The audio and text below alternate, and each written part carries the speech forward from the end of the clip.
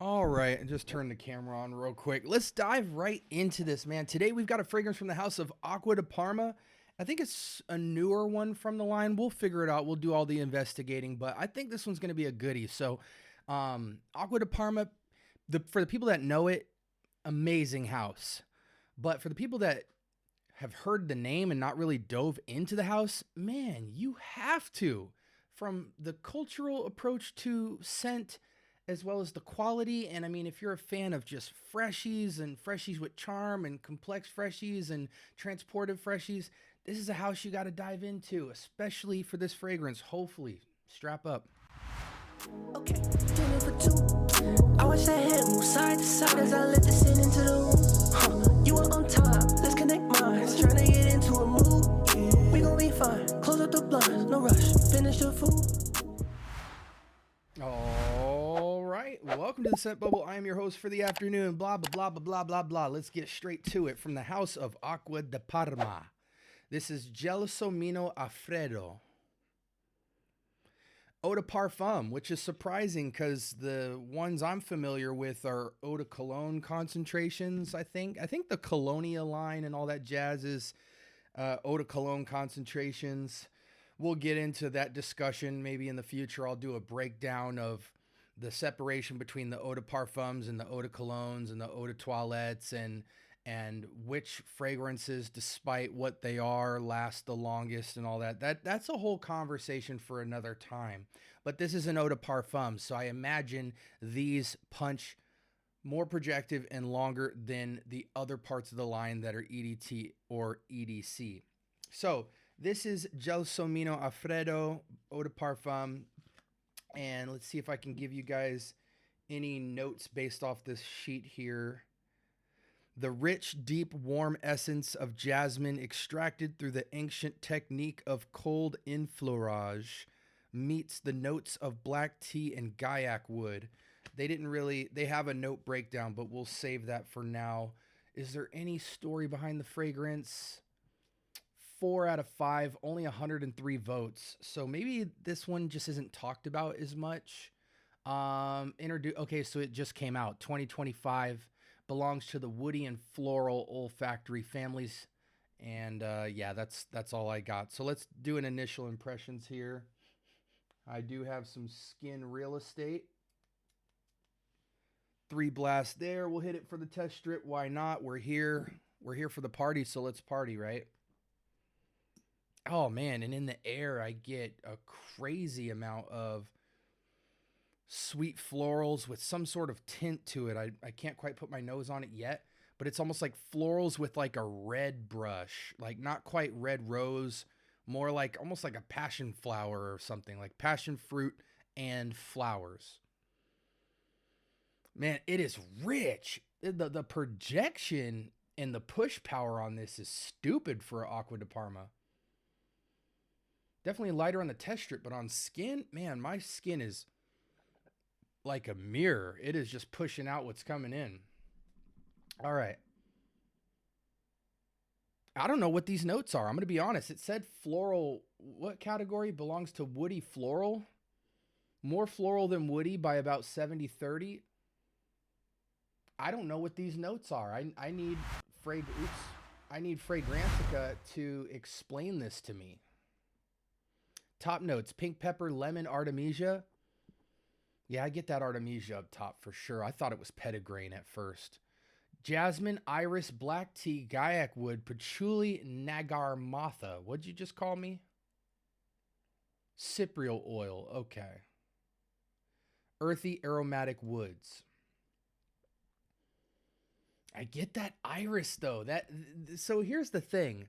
This part of it, the Artemisia, jasmine, iris, black tea, heart, these are really ringing off my skin right now. This kind of green, kind of irisy, but like mitigated by tea. But the tea is kind of unifying it as a scent note, like a profile.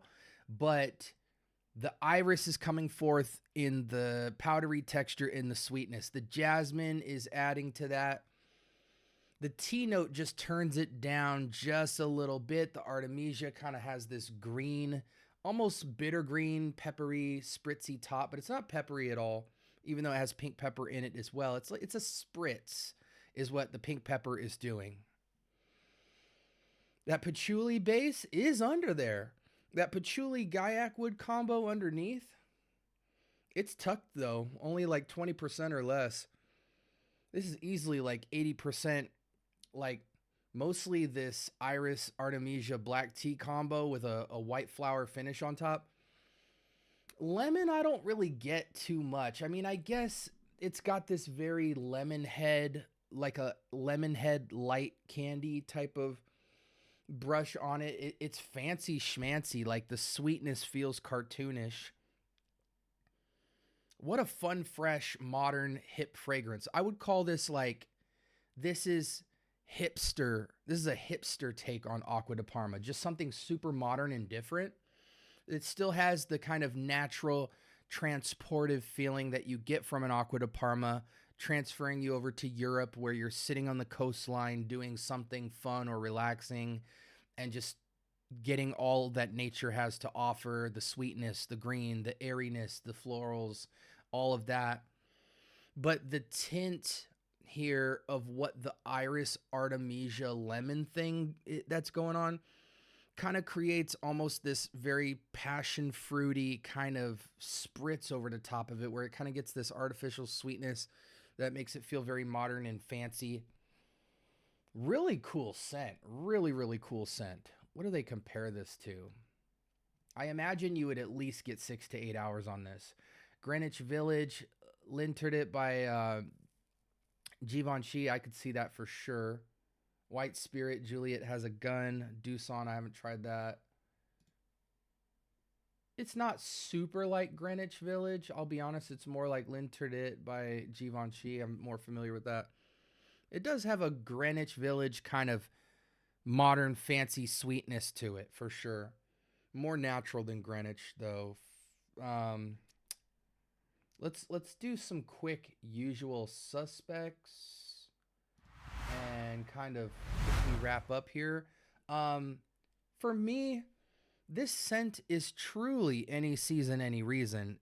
Due to the sweetness, I want to push it to fall, but it's airy still. So for me, it's a 4-season fragrance. It's fancy, playful. Fancy, playful, and somewhat transportive, somewhat futuristic. That's the vibe I get. Just fun, upscale, rich, fancy, casual stuff. You know, run an errand runner, you know, a breakfast, a brunch, a lunch.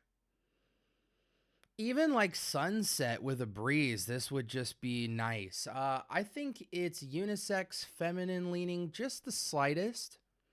But again, for those of you who are into things like Greenwich Village or like Lafayette, you know those can lean feminine. I think those are truly unisex, but you know how they have kind of that cartoonish sweetness and stuff going on with it, with the florals and stuff, where it kind of tries to push feminine. I think that's what this would do too. I think this is more of a feminine scent, but it's not so overboard that men totally can't rock it. And since it's an eau de parfum, the projection, I imagine, would linger quite a bit. About a 3-foot scent bubble, not really a sillage type of scent because it's so airy. Alternatives to this, definitely like a Lafayette, a Greenwich, something from Byredo. Yeah, no like specific fragrance really sticks out to me, so I apologize. I know sometimes I have clear alternatives for you guys. This isn't one of those cases because the alternatives that I'm thinking through are niche fragrances that are expensive. I mean, this even has somewhat of a herba gold kind of tint to it. Just kind of like that rich exotic fruit overcast on top of this airy floral thing. The whole woody base conversation of this fragrance, I don't get a ton of woods, but I guess the weight of this fragrance is provided by the woods. But I think it's a great fragrance. It's definitely not for everybody because out of the Acqua di Parmas, you know, I have Colonia Pura, Colonia Club. I have got a couple of the blues. I have Fico de Amalfi. And I feel like this one is more of a silhouette, more signature than the others. But because of that, it's kind of like it'll push a lot of people away who don't particularly like its profile. But to the people that like it, they'll absolutely love it because it's one of the more distinct scent profiles from the line to me. Sprays on this, I'm easily going 4 to 8. Weather, again, I think it's a 4 seasons fragrance. Just avoid heavy, aggressive elements that might pull apart this fragrance. Indoors, I'm spraying less, maybe like 4 to 5. Outdoors, I'm probably going trigger happy to at least 8. And yeah, I mean, I like the fragrance. For me, strong 8. Strong 8. It's well above average. 9, I think for the people that like this profile, they might be led to call this a 9. For me, it's a little kiddie-ish, but the blend is perfect. The naturals in it are really nice. The push on it is great. I imagine the performance would be pretty good, you know, good enough for a freshie, at least 6 to 8 hours. It's fancy. It's got some signature to it, you know, so it's got all the right stuff. It's just not my kind of scent profile. I was never really a big fan of the Greenwich type of scent profile. It's cool. It's just not, it doesn't work on me, but it is great. You know, even you might kind of feel Instant Crushy with this. Instant Crush kind of has more of like a saffron tint on its profile. This has that kind of passion fruit rininess without the sparkliness and the saffron spiciness to it. This is more airy and heady and out in the open, but a great, solid, strong 8. I would give it probably a high 8 if I did decimals. With that being said, this is Acqua di Parma's Gelsomino A Freddo Eau de Parfum, and it's a solid 8 for me. Definitely something you should absolutely get your nose on. On the test strip, it seems to fade quite quickly. So if you try this fragrance, put that thing on skin and see how your skin pops off this fragrance. Again, I'm SB. Make sure you like, comment, subscribe. More importantly, turn on that notification bell so you can get all the latest and greatest from the channel because we have so much content. It's absolutely ridiculous. I'm going to throw 2 videos up on the screen that the algorithm thinks you should watch next based off what you've been searching for. And I'm going to get out of here, but you can stay and enjoy all the great content. So stay blessed. And until next time, peace.